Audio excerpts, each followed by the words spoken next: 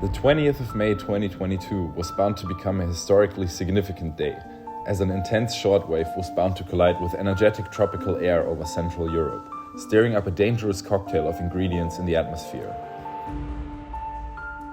Weather models had been spitting out some of the craziest severe weather scenarios many of us German chasers had seen in more than a decade, with several solutions pointing towards the formation of at least one powerful long-lived bow echo, with ludicrous wind speeds, possibly even a derecho event, driven by powerful mid-level winds in a highly volatile atmosphere with near-perfect dynamic conditions.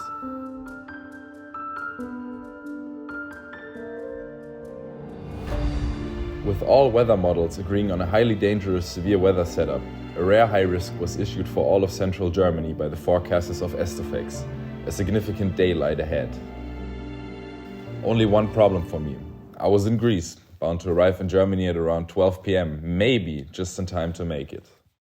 1 hour flight delay, 3 hours in the plane, and 1.5 hours of eagerly waiting for my baggage later, I finally arrived home 2 hours later than anticipated, and surely out of range to reach that sweet triple point of dynamics and energy converging roughly 200 kilometers northwest of my position. But I wasn't about to give up.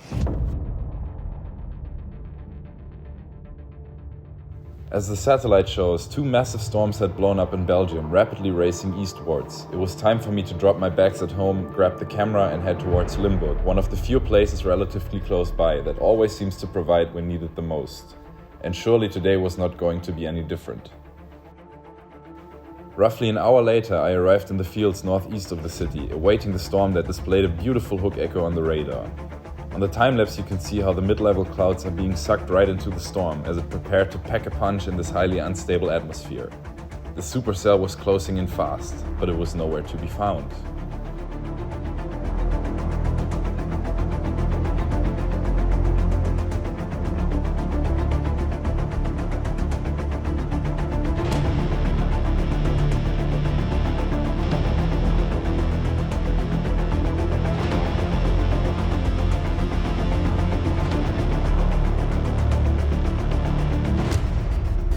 With heavy rain setting in, constant thundering, and an eerie thick fog enshrouding the whole sky, I decided it was time to leave. No need to have your car smashed in the hail of a grey wall of nothingness. Not even a minute later I looked back and my heart dropped at what had just emerged from the whiteout. A massive HP supercell. Time to find a new place to stop and take a good look at this green glowing beauty. Holy sh**. Holy sh**. That is f***ing green, oh my god. I better get the hell out of here. Holy.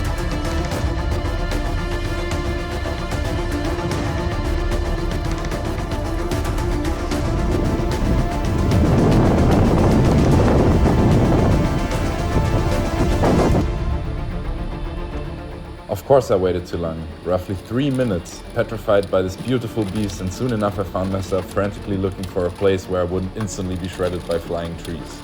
Soon enough I was engulfed by the downburst and battered by hail and severe winds.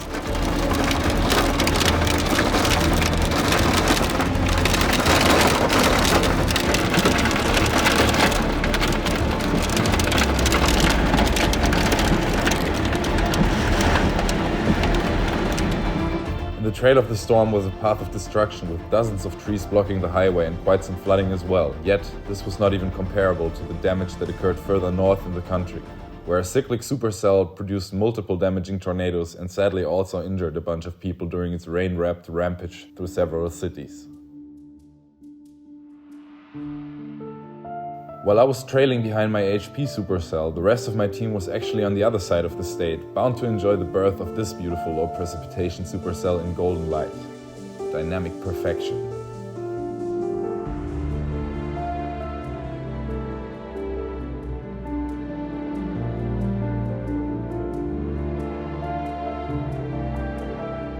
Many other chasers were also on the road for the setup. Enjoy some of their alternating perspectives on some of the storms that emerged.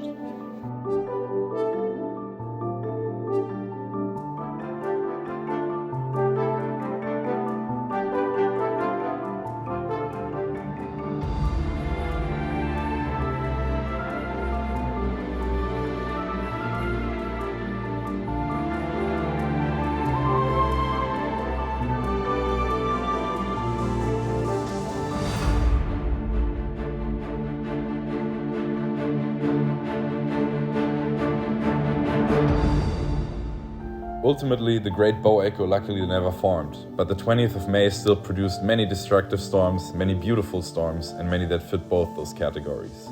It has definitely made for a day many of us will remember for a very long time.